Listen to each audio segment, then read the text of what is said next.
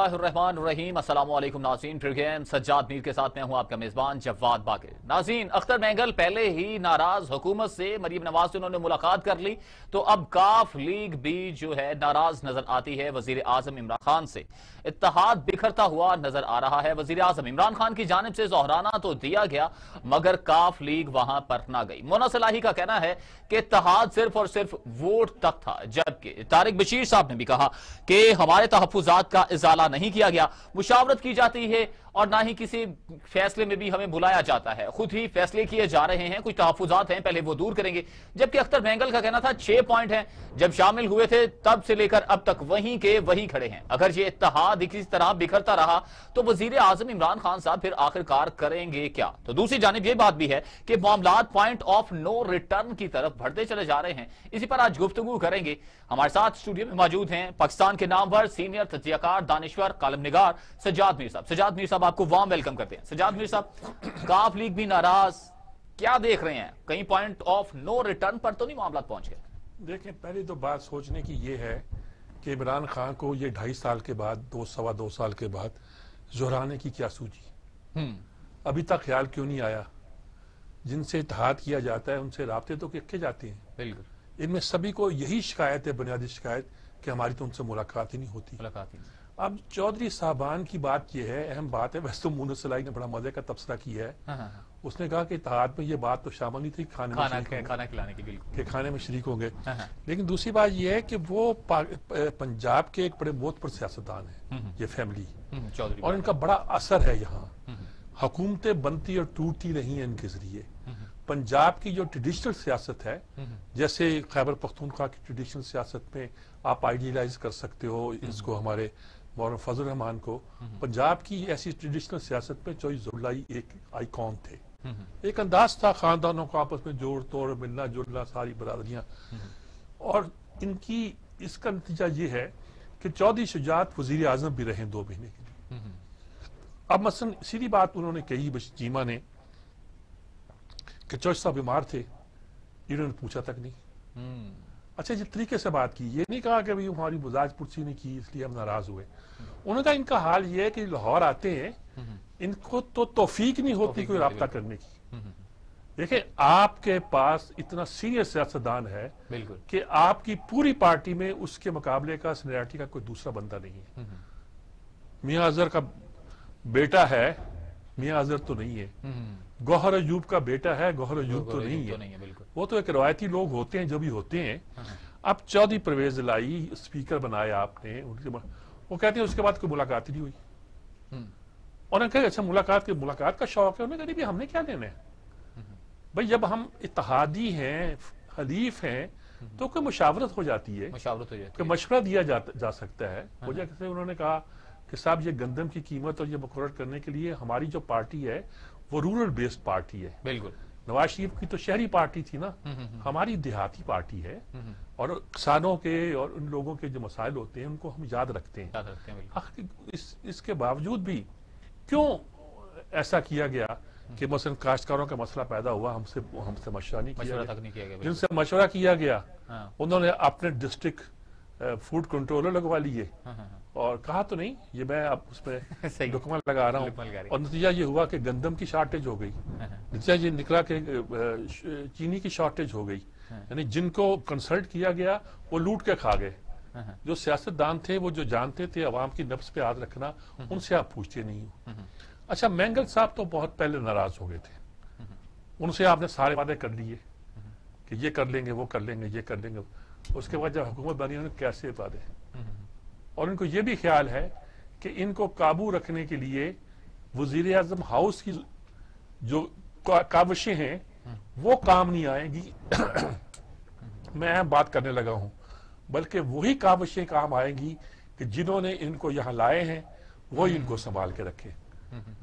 अच्छा, अब ये बात ज्यादा चलने की नहीं है। कुछ लोग तो अभी तजिया कर रहे हैं, जैसे फिजल न्याजी कर रहे थे कि इस वक्त पाकिस्तान में 3 पार्टियां हैं।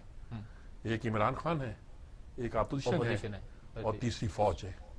यहाँ एस्टेब्लिशमेंट है। वो ये कह रहे हैं कि ये भी तासुर है कि इमरान समझता है कि वो इतना मजबूत हो गया है कि वो जो एस्टेब्लिशमेंट जो उनके लाने वाली है, जिसकी वजह से वो सिलेक्टेड कराए जाते हैं, उसको भी छेड़छाड़ कर सकते हैं। हालांकि मेरा ख्याल में कई मामलों में ये गलती होती है। 2-3 बातों पे वो अड़ गए, उनकी बात मान ली गई, मसलन बुजदार के हवाले से। लेकिन अगर कोई चाहेंगे कि इस सारे सिस्टम को तलपट कर दिया जाए तो तलपट भी हो जाता है। और इस बात पे वो खुश हैं कि जो अपोजिशन है वो लड़ाई ले रही है बकौल उनके फौज के साथ, और वो तो चाहते हैं कि फौज की और मुस्लिम लीग नून की खास तौर पर झगड़ा हो ताकि बीच में ये अपना खेल खेलते रहे। अच्छा, ये भी चलने वाली चीज नहीं हुआ करती। तो इस वक्त उन्हें सोचना चाहिए कि उनके लोग जो उनके साथ इस वक्त नहीं है, वहां आके हर एक ने शिकायत की। बिल्कुल सब लोगों को पीपल्स पार्टी से शिकायत है। कराची से आप उन शिकायतों के अजाले के लिए अपने वाडा वाडा को बुलाते रहते हैं, वो बोलते रहते हैं। और एमकेएम के, लेकिन एमकेएम वालों को नहीं पूछते आप। एमकेएम वालों ने शिकायतें की, उन्होंने कहा कराची में ये मसले हैं, ये मसले हैं, ये कौन हल करेगा। बिल्कुल सही, देखे ना जी। उसके बाद सिंध की जो पार्टी है पीर पगाड़ा के फंक्शनल लीग के गिर्द इकट्ठी हुई है और जो डेमोक्रेटिक अलायंस क्या कहलाती है, उस पर खास तौर पर फमीदा मिर्जा ने, हमारी स्पीकर भी रही है पीपल्स पार्टी की, उन्होंने कहा जी हमसे पूछते नहीं है इंटीरियर सिंध के बारे में जो मसाइल होते हैं। भाई कराची के बारे में तो फिर भी आप बयान दे देते हो कि अखबारों में छपता है, टीवी पे आता है, उस पर पूछते ही नहीं क्या क्या करना चाहते हो। और उसमें आज प्रेजो ने तो ये तक कहा है कि कुछ अर्सा अगर ऐसे चलता रहा तो सिंध के शहर जो है उनके नाम बाकी रह जाएंगे, शहर बाकी नहीं रहेंगे। यानी कि पीपल्स पार्टी से उन लोगों को इतनी शिकायत है कि सिर्फ कराची वालों को नहीं है, इंटीरियर वालों को भी है। अच्छा, अब कराची की बात कर रहे हैं और सिंध की बात कर रहे हैं। हमारे साथ टेलीफोन लाइन पर मौजूद हैं आफ्ताब जंगीर, पाकिस्तान तहरीक इंसाफ से मेंबर कौमी। जी आफ्ताब जंगीर साहब साथ हमारे, ये बहुत सी बात। अस्सलाम वालेकुम आफ्ताब जंगीर साहब। वालेकुम सलाम, खैरियत से? ठीक है, अल्लाह का शुक्र है जी। क्या शिकायतें हैं आपके हलीफों को, कराची के लोगों को भी, फमीदा मिर्जा को, इंटीरियर से ये बहुत से लोगों को? क्यों नहीं ये खाना ही खा लेते, कम से कम अच्छा खाना होगा मेरे ख्याल में। कुछ ने अक्सरियत ने खाना खाया है मीर साहब, सवाई एक पार्टी के। समझे ना, काफ लीग ने नहीं खाया खाना। लेकिन असल में बात मैं ये समझता हूँ, आप तो मेरे उस्ताद मोहतरम में से हैं, कि ये जो ये खाना या चाय जो ये बहाना होता है, लेकिन बैठकर अपने मसाइल को डिस्कस करने का। ठीक बात। लेकिन अगर आप ये मौका भी छोड़ दें और फिर चैनल्स के जरिए अपनी शिकायत का इजहार करें, तो उससे बेहतर ये नहीं था कि जी आप फ्रंट 1 to 1 सामने बैठकर प्राइम मिनिस्टर के साथ अपनी शिकायत का इजहार करते कि भाई ये हमारे मसाइल हैं, ये हल नहीं हो रहे, और या कोई हल बताते कि जी इससे इस तरह आप इस मुश्किलात से निकल सकते हैं, महंगाई से और ये जो दूसरी चीजें हैं, इससे निकलने का कोई ना कोई हल जरूर बताते हैं। इसलिए कि माजी में आप हुकूमत में रहे हैं और काफी अर्से तक अभी आप स्पीकर भी हैं, आपका ये एक शय भी है, आपके पंजाब के अंदर एक नाम भी है। और तो मेरा ख्याल ये है कि हमें जो बैठने का मौका है उसको जाया नहीं करना चाहिए।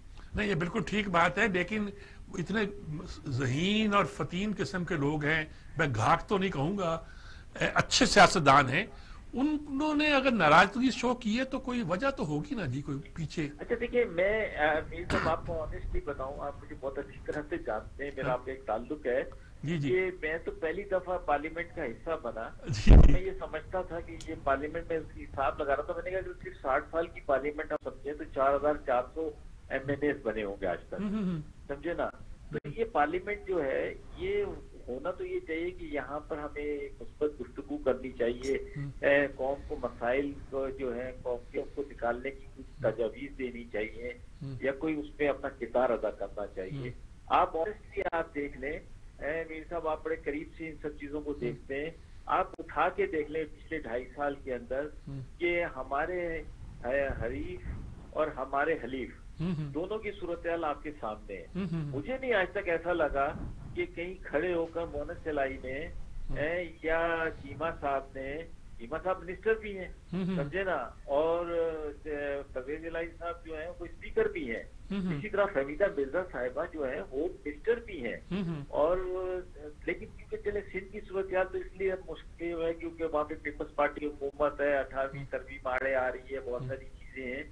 लेकिन पंजाब के अंदर तो आप अपने मामला को बेहतर कर सकते हैं, और कोई ना कोई तजावीज जो है वो दी जा सकती है कि भाई ये है, ये इस पर बात की जाए, इस पर कुछ सिर्फ वोट की हद तक अपने आप को महदूद रखना, ये मैं ये समझता हूँ कि मुनासिब नहीं है। तो ये मेरी जाती राय, हो सकता है कि मेरी पार्टी ठीक।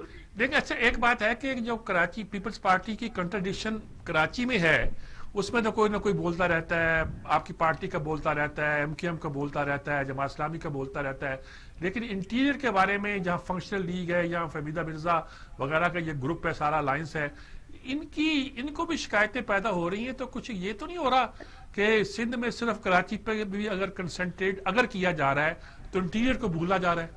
नहीं तो मीर साहब देखिए, एक चीज मैं आपको बताऊं कि जो वफाक ने हमें तरक्याती फंड दिए, 15-15 करोड़ रुपए हमें हर एमएनएस को दिए गए अपने हल्के के लिए ना, तो वही फंड तमाम एमएनएस को दिए गए, चाहे वो अंदरूनी सिंध के हों, चाहे कोई मतलब हमारे इत्तेहादी पार्टीज को दी। लेकिन उसके अलावा भी उनको एक्स्ट्रा भी जब वो मिलते हैं तो कोई ना कोई पैकेज जरूर लेते हैं, समझे ना।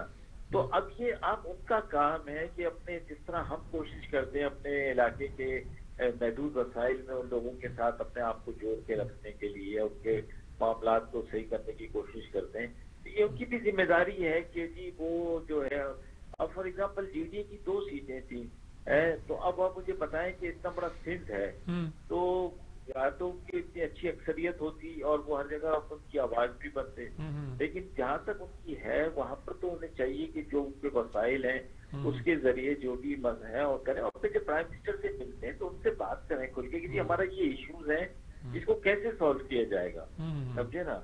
तो इसमें जाहिर बात है मैं ये समझता हूँ कि जब इस किस्म की हुकूमतें होती है बड़ी कमजोर पिच के ऊपर होती हैं, क्योंकि आपको पता है हर वक्त आपके साथ एक यही चला रहता है कि ये नाराज ना हो जाए, वो राजी ना हो जाए, इसको मनाओ उसको मनाओ, बड़ा मुश्किल होता है मिलकर काम करना भी। तो कोई ऐसी कानून साजी भी होनी चाहिए मीर साहब कि जैसे अभी अमेरिका के अंदर है, वहाँ भी आजकल वही सूरत हाल है जो हमारी मुल्क की बनी हुई है कि जिसने हासिली की और उसकी लगता है 2020 इसी तरह गुजरेगा, उसका वो भी रोडों पर आएंगे, वो भी एहतजाज करेंगे, अदालतों का सहारा लेंगे। लेकिन हमारी तो इस दफा 2018 में तो अदालतों में भी नहीं गए, ना इलेक्शन कमीशन के पास गए, ना अदालतों में गए, जबकि 2013 में तो हमने बहुत ज्यादा पटिशन दाखिल की थी धांधली की, वो भी नहीं की। तो कोई शिकायत तो अपनी जगह पे वो करते हैं, लेकिन उसका हल तो उन्होंने कोई जो रास्ता इख्तियार करना चाहिए वो नहीं किया। तो एक ये दूसरा ये कि मैं ये समझता हूँ कि 4 साल अगर 5 साल लोगों को वीजा बहुत ज्यादा लगते हैं, ठीक है, तो कोई कानून साजी करके 4 साल का पीरियड कर लें, लेकिन 4 साल के बाद आवाम को फैसला करने दें कि वो उनकी परफॉर्मेंस पे पूरा उतरे हैं कि नहीं उतरे, ताकि जमहूरियत चले। इश्यूज हैं इस वक्त देखें, इस वक्त सारी चीजें, पहले कोई वोट को इज्जत की बात चलते चलते अब किस पर आ गई है, आटे चीनी पर आ गई है। अभी मैं बहुत सारे अपने बिजनेसमैन तबके के लोगों से मिलता हूँ, नुमाइंदों से मिलता हूँ, वो बता रहे हैं कि तो इस वक्त माशाल्लाह बहुत अच्छी सूरत हाल है, हमारे पास ऑर्डर्स का बहुत बड़े ऑर्डर्स है, हमारे पास रिकॉर्ड सीमेंट बिका है, सरिया बिका है, और जो इंसेंटिव्स दिए गए हैं इलेक्ट्रिक के ऊपर, ये वो जी कहते खुद कहते हैं, आपने भी सुना होगा, आप भी करते होंगे कि ऐसा कभी भी नहीं हुआ आज तक। तो ये सारी चीजें कोई तकलीफ है वो इंशाल्लाह वो भी दूर हो जाएगी, लेकिन ये आपस में जब बैठे और कोई हल निकालें और उसके बाद उस पर बात करें ना। ठीक, बिल्कुल ठीक बात है। बहुत शुक्रिया आपका आफताब जहांगीर साहब, आपने बहुत तफसील के साथ मुकदमा ठीक पेश किया है। वो लड़ने बढ़ने वाले जो लोग होते हैं वो अलग बात करते हैं, लेकिन उन्होंने सलीके के साथ मुकदमा पेश किया है, और मेरा ख्याल में इनकी बात सुननी चाहिए। और आप एग्री करें ना करें, लेकिन बात में वजन तो है ना, वजन तो है। अच्छा, आप क्या लगता है, एक तरफ ऐसी ऑपोजिशन है, एक तरफ महंगाई है, एक तरफ इत्तेहादी नाला नजर आते हैं, तो ये तो मसाइल ही बन गए वज़ीर आज़म साहब के लिए। अरे ये तो uneasy lies the head that fears the crown, जो सर जो है ताज होता है जिसके सर पे, वो जरा मुश्किल से उसको नींद आती है, सोता मुश्किल से। Uneasy lies the head that fears the crown. तो हुकूमत पे अगर होना है तो इस किस्म के मसाइल तो होंगे। इमरान खान कोई कंप्रोमाइज करेंगे इनसे, कोई ले दे की बात हो जाएगी? नहीं, कंप्रोमाइज की बात नहीं है, वो एक फाइटर के तौर पर लड़ रहे हैं जी, एग्रेसिव मूड में उनका एटीट्यूड है, और एग्रेसिव एटीट्यूड वो अपने उनके कुछ नादीदा इत्तेहादी भी है, उनके नादीदा इत्तेहादी कहाँ तक ये जो उनका ये अप्रोच है उसके साथ चल सकते हैं, दैट्स आल्सो इम्पोर्टेंट।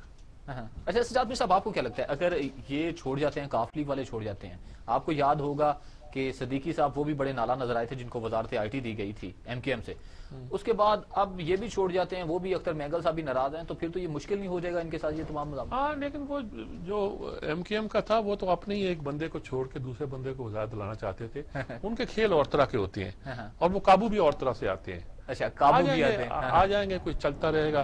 लेकिन ये इनको पता होना चाहिए, इमरान खान को भी, कि जिनको ये समझते हैं कि हमारी एस्टेब्लिशमेंट अगर इनका साथ दे रही है तो वो अगर साथ ना दे तो फिर ये एक लड़ाई नहीं, एक जुल्हाने में ना आने का एहतजाज नहीं, बल्कि फिर बहुत बात लंबी हो सकती है। तो सजाद मिर्ज़ा साहब, इस तरह तो ये नहीं कि जो मामलात हैं, जो बेसिक चीजें हैं, वो तो जूं की तूं खड़ी रहेगी, अगर इन्हीं मामलात में उलझे रहेंगे तो वो खड़ी रहेंगी, इनसे हल नहीं होनी, इनसे हल नहीं होगी। हाँ, इनसे ना हल हो रही है, ना ये हल कर पाएंगे, और अल्लाह करे कि हमारे लिए कोई। तो खान साहब तो कहते हैं कि अगला इलेक्शन है, कारकर्दगी पर हम लड़ने जा रहे हैं। कौन सी कारकर्दगी? फिर ये कारकर्दगी लेके जाएंगे, आपस में उलझते रहेंगे। आज मैं क्या इस पर क्या कमेंट करूं? क्यों खान साहब के खिलाफ मुझसे गुफ्तगू कराना चाहते हैं? मैं तो यही पूछ रहा हूँ ना कि वो कहते हैं अग्रेसिव मूड में आके, उसी तरह यानी कि वो कंटेनर मूड से निकलना नहीं चाह रहे हैं, वो इत्तेहादियों को साथ मिलाना नहीं चाह रहे। ठीक है, उनको इसी तरह चलने दें, यही ठीक है। ठीक है सजाद साहब, और शुक्रिया आपका इस बारे में इतना कमेंट करने के। समझने वाले समझ गए। ब्रेक पर जाना नाज़रीन, जब ब्रेक से लौट कर आएंगे तो मजीद गुफ्तगू को आगे बढ़ाएंगे। Take a break.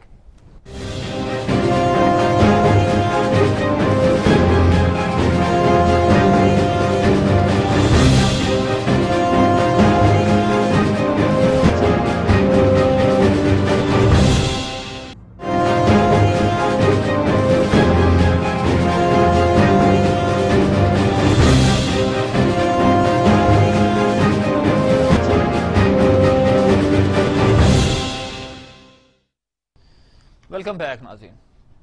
Gilgit Baltistan में बिलावल के बाद मरियम भी पहुंच चुकी हैं, जहां पर उन्होंने डेरे जमा लिए हैं। उन्होंने आज खिताब किया है वहां पर। पहले आपको खिताब सुनवाते हैं, फिर गुफ्तगू का आगाज करते हैं इस पर।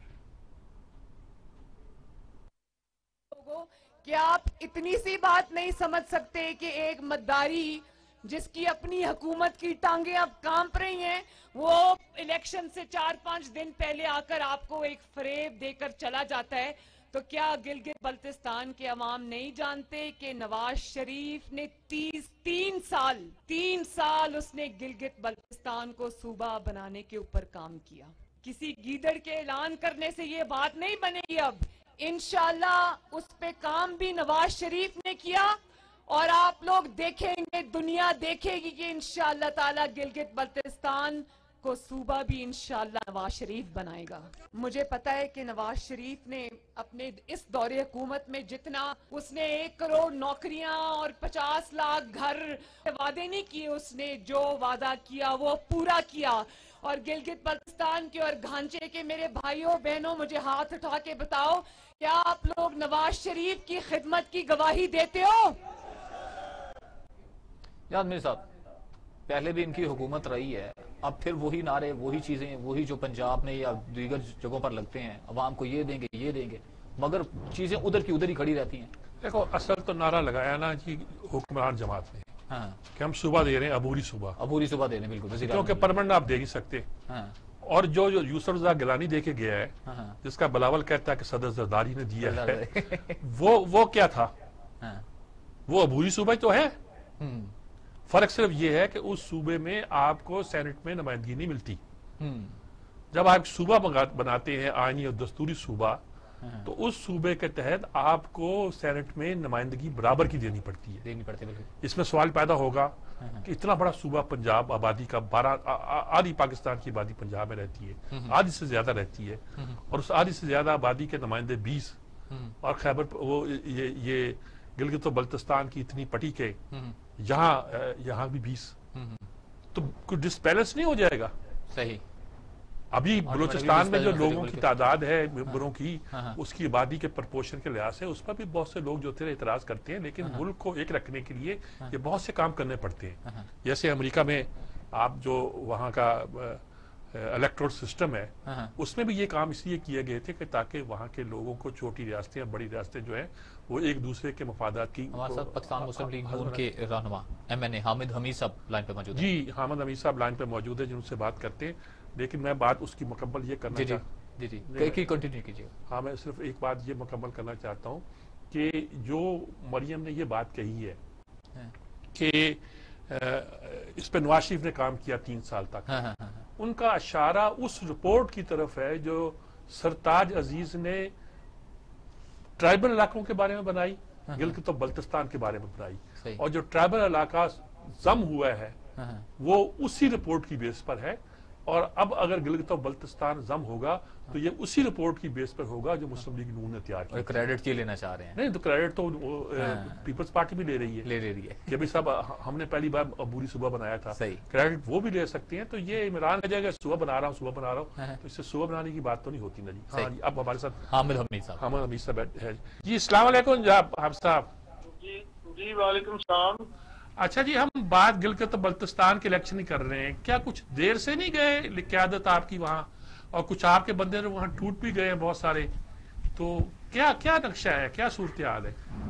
देखें, टू बी ऑनेस्टली हमेशा माजी में यही हुआ है कि इलेक्शन जो है हमेशा गिलगित बल्तिस्तान का जो हुकूमत वक्त है वो इस तरह की रेटिंग करती है और अपनी हुकूमत लाने के लिए अपने वसाइल को भरपूर इस्तेमाल करती है। लोगों को ब्लैकमेल किया जाता है, उनके मफादात पे ज़रब लगाने की कोशिश की जाती है, और जब सारे हलबे नाकाम हो जाए तो फिर उनके जो राइटिस्ट हैं उनको टिकट दिया जाता है। बहुत सारी और लालचें हैं जो दे के उनकी वफादारियों को बदलाया जाता है। तो ये इलेक्शन के टैक्टिक्स हैं जो पहले भी इस मुल्क में बदकिस्मती के साथ होते रहे हैं, और आज भी इस इलेक्शन में वो तमाम वसाइल बुरे कार लाए जा रहे हैं। जहां तक मेरी क़यादत का लेट जाने का ताल्लुक है, तो अभी इलेक्शन पीक पे है और हमेशा क़यादत उसी वक्त वहां पे जाती है जब वहां पे इलेक्शन पीक पे हो, उसका मोमेंटम बन जाए।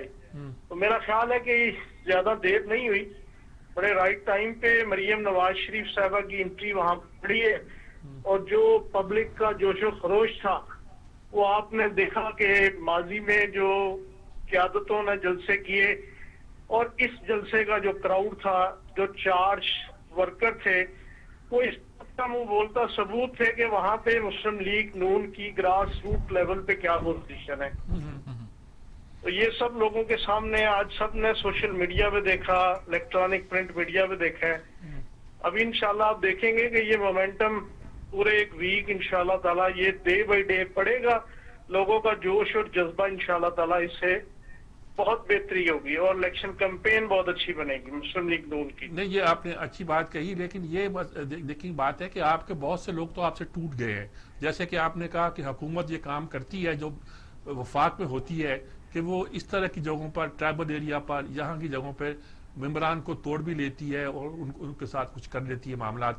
तो ये असर तो पड़ेगा फिर। ये तो अगर ये है तो बिलावल तो बहुत दिनों से लड़ाई कर रहे हैं, जरूरत नहीं थी कि मुस्लिम देखिए विनिंग हार्स हमेशा आप खुल के भी इस पे बात करें, दबे लफ्जों में बात करें, तो हमेशा वहां पे विनिंग हॉर्सेस की वफादारियां चेंज करवाई जाती हैं, और यहाँ पे भी की गई है। कोई नई बात तो है नहीं, अब तो लोग समझ चुके हैं। माजी में भी यही कुछ होता रहा है, 2018 के इलेक्शन में भी यही है। ये उसका पार्ट 2 है। 2018 पार्ट 1 था, ये पार्ट 2 है।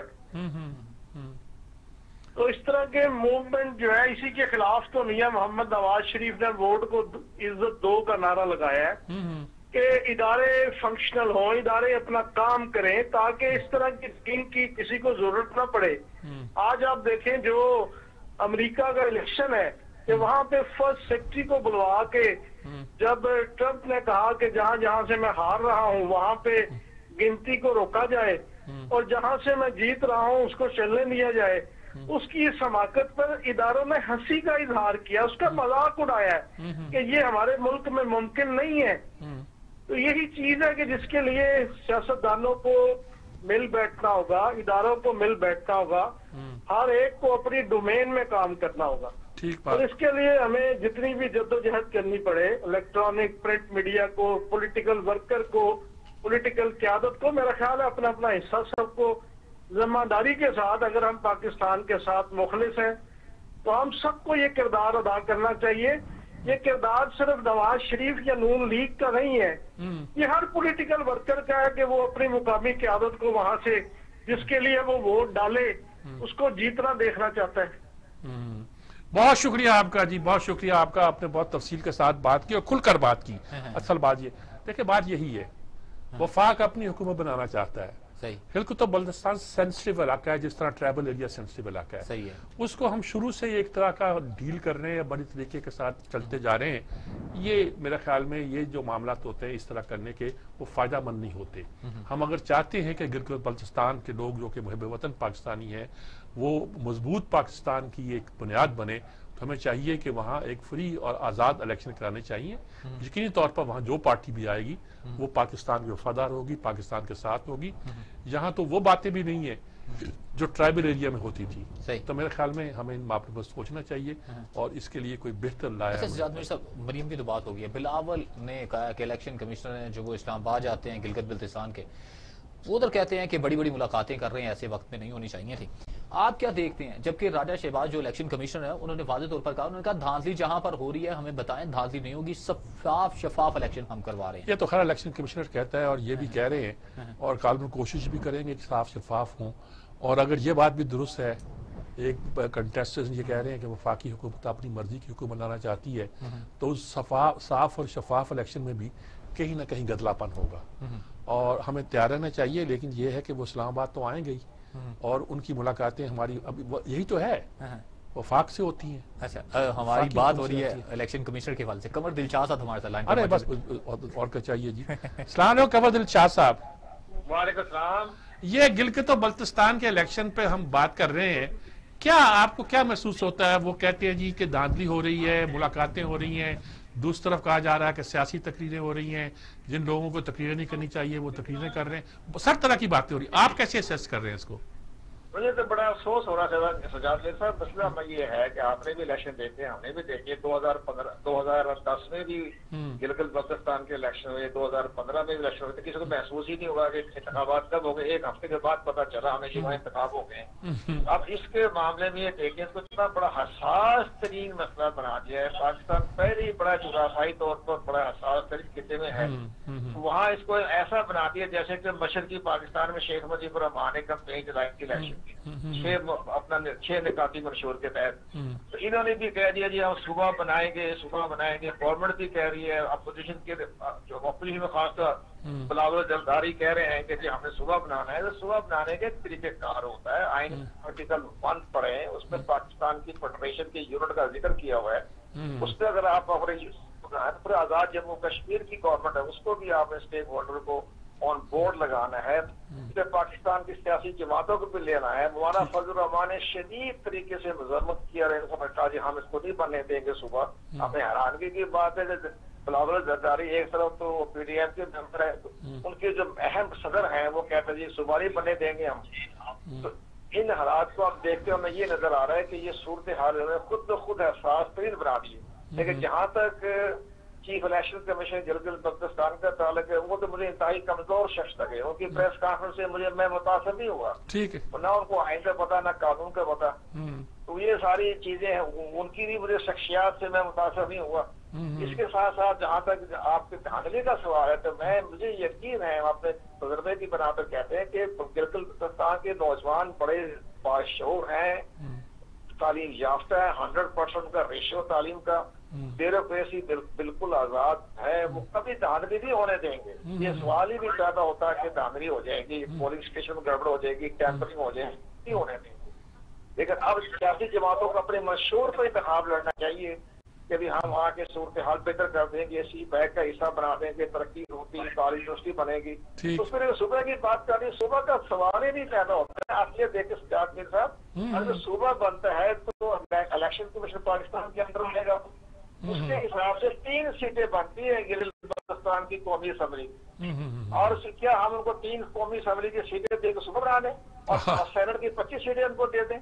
तो ये तरीका जो है बड़ा कॉम्प्लिकेटेड है, उसको सबको देखना चाहिए। हाँ, आप उसको इलेक्शन करवाएं गिलगित बल्तिस्तान में, ठीक है, एहतियाती काम करें, सी पैक का हिस्सा बनाएं, वो तो ठीक है। तो ये है मेरा पॉइंट ऑफ व्यू। जहाँ तक बिल्कुल ठीक बात है, मेरा ख्याल तस्वर नहीं हो। बिल्कुल ठीक बात है जी, मैं भी यही बात अर्ज कर रहा था कि सेनेट की इतनी नशिस्तें आप कैसे देंगे, दूसरे के बराबर, पंजाब के बराबर, सिंध के बराबर कैसे देंगे आप जो सारी सीटें? और 30 लाख की आबादी है, 30 लाख की आबादी का 28,000 मरबा मील है उसका। फिर वो अक़वाम मुत्तहिदा की करारदाद के तहत उसने अभी तक हमने बड़े अहम मरहले तय करने हैं। उस करारदाद के तहत वो गिलगित-बल्तिस्तान जो है वो एक डिस्प्यूटेड एरिया है, इंटरनेशनल डिस्प्यूटेड एरिया है। जब हमने इंडिया की वो जो आर्टिकल 370 और 35A तब्दील किया, चेंज किया, कलदम करा दिया, उसको हम इतना प्रोटेस्ट कर रहे हैं इंटरनेशनल लेवल पर, तो हम इसको सूबा बनाकर जो है वो हो गया। ठीक बात, बिल्कुल ठीक बात, बिल्कुल ठीक है। पाकिस्तान का जो अबूरी इंतजाम जो जरदारी साहब ने किया था 21वीं अमेंडमेंट के तहत, तो ठीक है, उसके मुताबिक उनके इंतजामी तौर पर वो आजाद है, काम करें, वजीर आला है, गवर्नर है, चीफ जस्टिस है, आदिया है, करते रहे अपने मुताबिक। एक सूबा की तरफ जाना, छोटा सा इलाका, 25 लाख की आबादी, 3 सीटें कौमी असम्बली की मिलनी है, उसको सर आप कैसे बना सकते हैं सूबा जो? ठीक बात जी, बहुत शुक्रिया आपका कमर दिल शाह साहब, बहुत इन्होंने बड़ी वजाहत के साथ जो मैं बात अर्ज कर रहा था फिगर्स के बगैर, उन्होंने फिगर के 25 लाख की आबादी, 3 सीटें एमएनए की, और उनको आप 25 सेनेट की सीटें दे दें, ये कैसे हो सकता है? सही। ब्रेक पर जाना जी हमें, ब्रेक से जब लौट कर आएंगे तो मजीद गुफ्तगू को आगे बढ़ाएंगे। Take a break.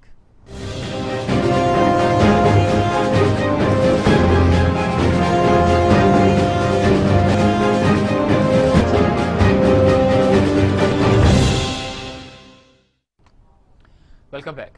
Sajjad Mir साहब, व्हाइट हाउस की तरफ दौड़ तो जारी है, मगर वाज़ेह तौर पर अभी तक तो बाइडन की जो है बढ़ती नजर आ रही है, इलेक्शन जीतते नजर आ रहे हैं।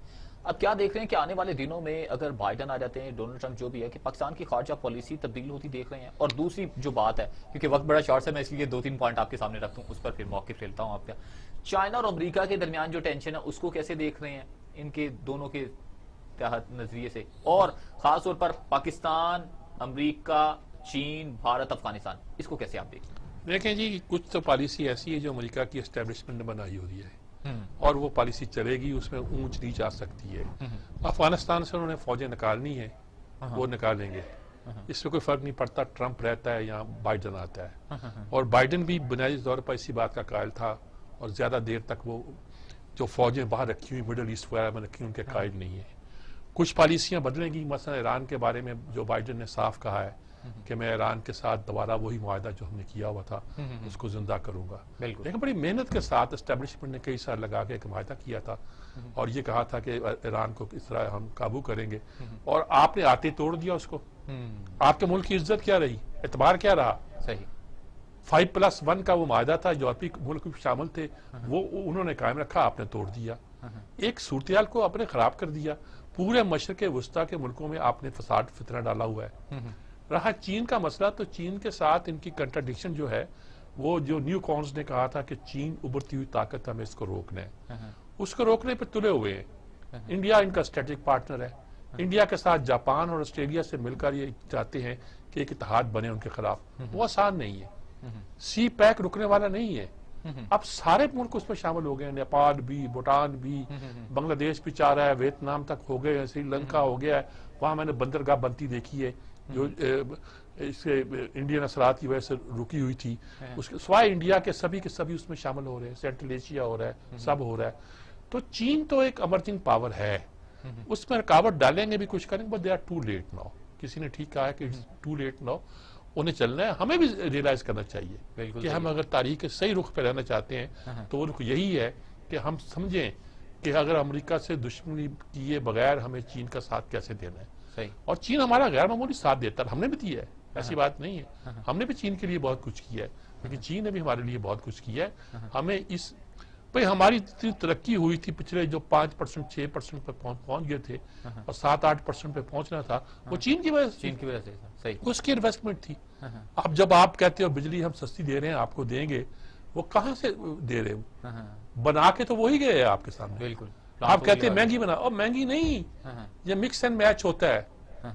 बिजली जो कोयले से या इससे बनाई जाती है वो महंगी होती है, लेकिन उसको एटमी बिजली से, उसको पन बिजली से, दूसरे जरिए से मिक्स करके, क्योंकि जब पानी नहीं होगा हमारे डैमों में, दरियाओं में, तो बिजली क्या आप आसमान से बनाएंगे, कहां से बनाएंगे? तो सारा मिक्स करना पड़ता है।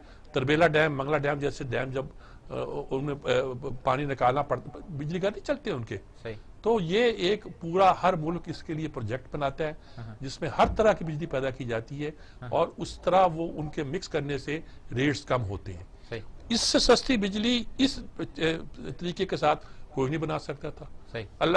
हम एटॉमिक जो बिजली है वो भी चीन की मदद से बना रहे हैं। अब आपकी जो हाइड्रो पावर है वो भी शायद चीन की मदद से बने, वरना आपको कुछ देने को तैयार नहीं है एड, खासतौर पर इस हिस्से में जिसमें भाषा है। तो कैसे बनाएंगे, क्या करेंगे, क्या क्या नहीं करेंगे, ये सारा सोचने की बात है, करने की बात है। इसे हमें इस पे ज्यादा गौर करना चाहिए और सोचना चाहिए। क्लोजिंग रिमार्क्स आपसे लेना चाहूँगा। क्लोजिंग रिमार्क्स ये जी, अमेरिका से लेके पाकिस्तान तक एक थरथली पड़ी हुई है, फतूल सा हो गया है। अल्लाह खैर करे वहाँ के अवाम पर भी और पाकिस्तान के हालात पर भी। सही है, बहुत शुक्रिया सजाद मीर साहब आपका। इसके साथ ही प्रोग्राम का वक्त अपने इख्तिताम को पहुंचा। अपने मेजबान जवाद बाकिर को दीजिएगा इजाजत। अल्लाह ने के बाद।